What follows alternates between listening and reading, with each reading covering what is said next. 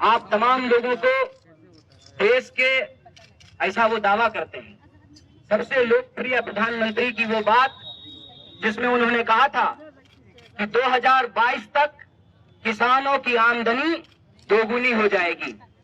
आमदनी दोगुनी होने की बात छोड़ दीजिए, किसानों को ऐसा महसूस होने लगा है कि पहले इस देश में नारा लगता था जय जवान जय किसान, और यह सरकार जियो जवान और जियो किसान करना चाहती है। किसानों को ऐसा लगने लगा है कि उनकी फसल के दाम को दुगना नहीं किया जाएगा, बल्कि उनको अपने ही खेतों पर मजदूर बना दिया जाएगा।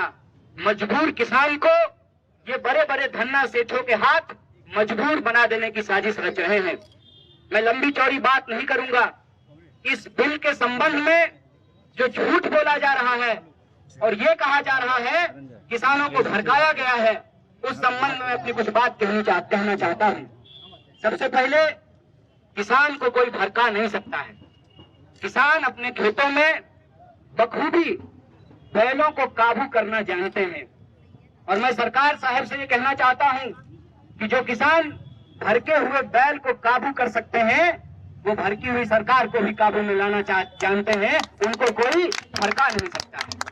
दूसरी बात ये कहते हैं कि हम किसानों के फायदे के लिए कानून लेकर के आए हैं। मुझे एक बात बताइए, हिंदुस्तान के इतिहास में ये पहली बार हो रहा है कि ये किसानों के फायदे के लिए बिल लाए हैं। किसानों को ये भला करना चाहते हैं, लेकिन किसान चाहते हैं कि ये भलाई हमको ना मिले। ऐसा क्यों हो रहा है? ऐसा इसलिए हो रहा है कि बड़े पैमाने पे झूठ बोली गई है, बड़ा पैमाने पे प्रोपेगेंडा फैलाया गया है।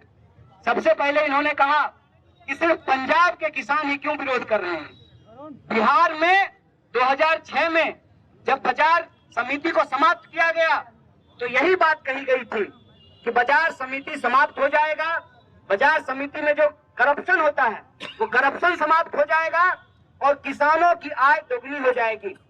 आज बिहार के किसानों की क्या हालत है, उस पर एक घुमंतु पत्रकार है पुष्पमित्र जी, उन्होंने एक किताब लिखी है रुकतापुर। उसमें जाकर के देखिए कि 2006 में जो बाजार समिति समाप्त की गई, उसके बाद किसानों के फसल का क्या हुआ है, उनकी आमदनी का क्या हुआ है। ये इतना बड़ा झूठ बोला गया है। मैं आपसे ये कहना चाहता हूं कि ये पूरा का पूरा प्रोपेगेंडा ये है कि ये देश में किसानों के फसल की खरीद फरोख्त को कुछ धन्ना सेठों के हाथ में सिमेट देना चाहते हैं। ये कहते हैं कि किसान अपनी फसल कहीं भी बेच पाएगा। किसान पहले भी अपनी फसल कहीं बेच सकता था, इसमें तो कोई नई बात नहीं है। और आप कहते हैं कि दूसरे राज्य में भी किसान जाकर के अपनी फसल को बेच सकता है। आप जो लोग खेती किसानी करने वाले लोग हैं, हम लोग बालकनी में गमला में पुदीना नहीं उगाते हैं, खेत में काम करते हैं। आप बताइए कि हमने टमाटर उगाया है, टमाटर को जब हम खेत से तोड़ेंगे तो टमाटर को क्या बिना प्रोसेसिंग किए हुए हम हरियाणा ले जा सकते हैं? तमाम तरीके की झूठ इस किसान बिल के संबंध में बोला जा रहा है।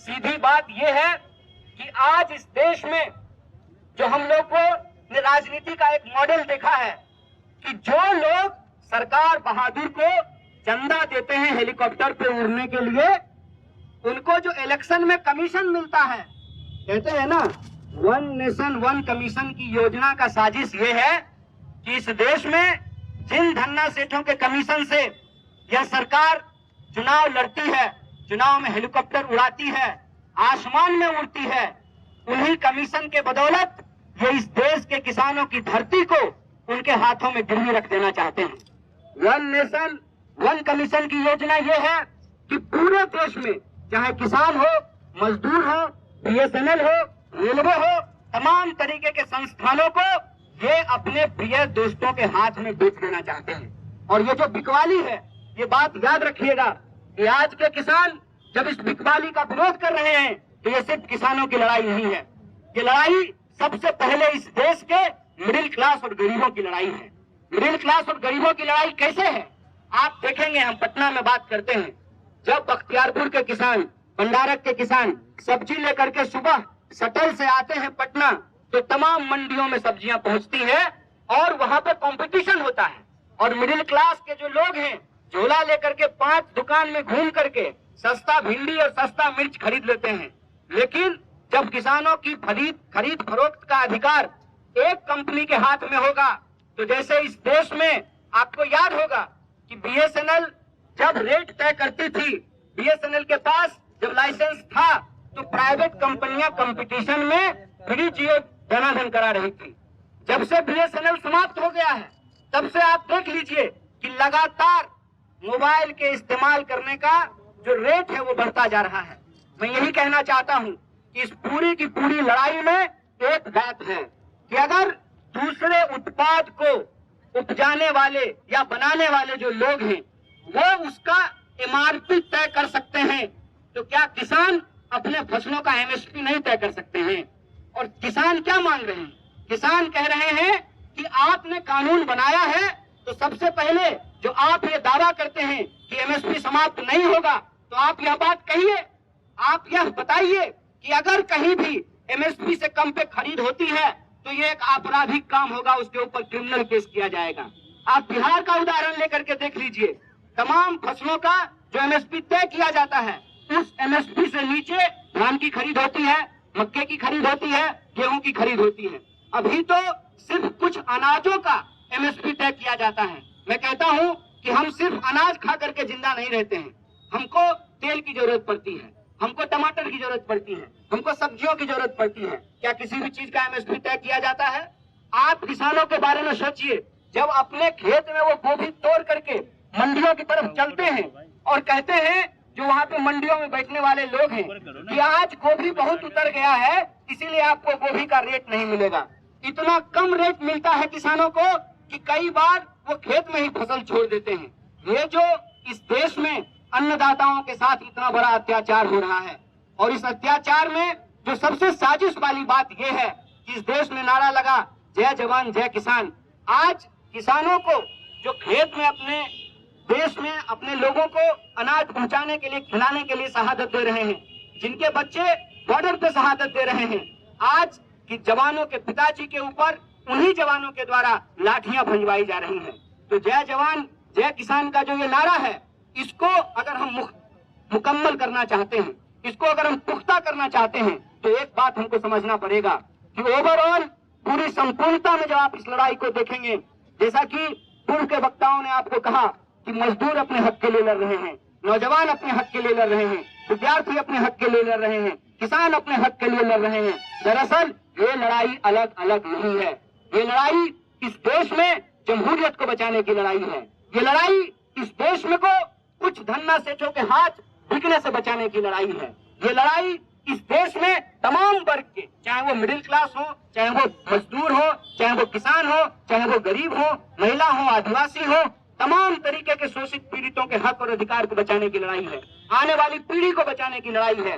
इसीलिए इस लड़ाई को हम लोकतंत्र और संविधान बचाने की लड़ाई के तौर पर देखते हैं। इसीलिए हमारा आप तमाम लोगों से आग्रह है, और एक बार यहाँ जो मौजूद हैं तमाम किसान संगठन के लोग, उनके तमाम नेताओं को और आप तमाम साथियों को बधाई देते हुए, उनका स्वागत करते हुए कहना चाहते हैं कि इस लड़ाई को हमको जय जवान जय किसान और जय संविधान के तौर पे लड़ना पड़ेगा, और इस देश की सरकार को बताना पड़ेगा कि इस देश में जो कमाने वाले लोग हैं, उनके कमाने के अधिकार को, उनके काम को, उनके फसल के दाम को और लोगों के पढ़ने लिखने काम करने के अधिकार को आप छीन नहीं सकते हैं। ये हमारा लोकतांत्रिक अधिकार है, और इस लोकतंत्र को बचाने की लड़ाई में, किसानों, मजदूरों, आम लोगों को बचाने की इस लड़ाई में हम लोग कंधे से कंधे मिला करके खड़ा हैं। हम किसान नहीं हैं, लेकिन हम किसान परिवार से आते हैं, और हम ये जानते हैं कि किसान अगर अनाज नहीं उगाएगा, आप सोचिए कि अगर किसान मशरूम नहीं उगाएगा तो मोदी जी का गाल जो है वो टमाटर की तरह टूटू लाल होगा।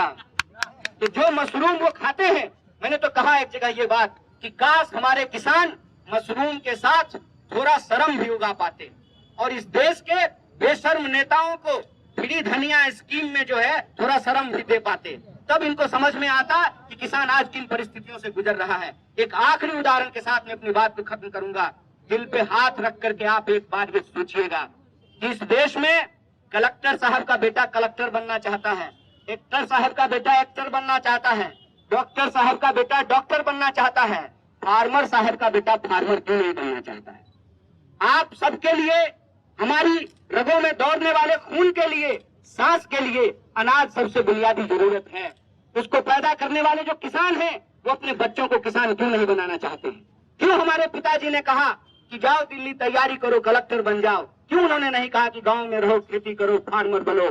और कहते हैं कि अन्नदाता धरती पर सबसे बड़े महान काम में लगे हुए हैं। आज अन्नदाता अपने बच्चों को किसान क्यों नहीं बनाना चाहते हैं? इसीलिए नहीं बनाना चाहते हैं कि उनको मालूम है कि हार तोड़ मेहनत करने के बाद जब वो अपने फसल को बेचने के लिए जाएंगे तो उनका फसल ही उनके लिए फांसी का फंदा बना दिया जाएगा। ऐसी व्यवस्था देश के अंदर की गई है। इस व्यवस्था को बदलने के लिए देश के जो किसान हैं उनके पक्ष में हम तमाम लोगों को, चाहे हमारा कुछ भी प्रोफेशन हो, हमारा कोई भी वर्ग हो, उनके साथ हमको खड़ा होना चाहिए और हमको ये सोचना चाहिए कि किसानों को बदनाम करने की जो साजिश है, इस बदनामी से हमको घबराने का जरूरत नहीं है। और एक उदाहरण आप लोग जानते हैं कि जब किसी विधवा की जमीन कब्जा करना हो तो सबसे पहले उसका चरित्र हरण किया जाता है, सबसे पहले उसको क्राइम होने का आरोप लगाया जाता है। और आज जब देश के किसान अपने हक के लिए लड़ रहे हैं तो टीवी स्टूडियो में बैठे हुए बिके हुए पत्रकार किसानों को बदनाम कर रहे हैं और वो कह रहे हैं कि पंजाब के किसान ही क्यों विरोध कर रहे हैं। तो साहब, आंख खोल करके देख लीजिए, पंजाब के किसान सिर्फ विरोध नहीं कर रहे हैं, पंजाब के किसान इस आंदोलन की अगुवाई कर रहे हैं और ये बिहार की धरती है। मैं याद दिलाना चाहता हूँ कि गांधी जी जब वापस भारत आए थे तो उन्होंने भी चंपारण से नील की खेती के विरोध में अपना आंदोलन शुरू किया था। और आज बिहार के हर जिला मुख्यालय पर लोग अपने अपने कामों को छोड़ करके इस आंदोलन में शरीक हो रहे हैं, इसका समर्थन दे रहे हैं। हम आपसे भी आग्रह करते हैं, जब तक किसानों की मांग नहीं मानी जाती है, चरणबद्ध तरीके से हमको यह आंदोलन आगे बढ़ाना चाहिए। और अगर जरूरत पड़ी, क्योंकि बार बार बहस में बिहार का नाम लिया जा रहा है कि बिहार में 2006 में जो है बाजार समितियां समाप्त कर दी गई है और किसान बड़े खुशहाल हैं, तो बिहार के लोगों की एक खास जिम्मेवारी है कि इस झूठ का पर्दाफाश करें और देश के किसानों को बताएं कि बिहार के किसान भी बदहाल हैं। और अगर जरूरत पड़े तो मैं किसान संगठनों से यह आग्रह करता हूं कि जत्था बना करके, अभी हम जैसे बिहार के अलग अलग कोनों में किसान के पक्ष में आंदोलन कर रहे हैं, जत्था बना करके बिहार से हम तमाम लोगों को भी दिल्ली की ओर कूच करना चाहिए। ये संकल्प हमको लेना चाहिए। इसी संकल्प को दोहराते हुए मैं अपनी बात को खत्म करता हूँ। जय जवान, जय किसान, जय संविधान। बहुत बहुत शुक्रिया, बहुत बहुत धन्यवाद।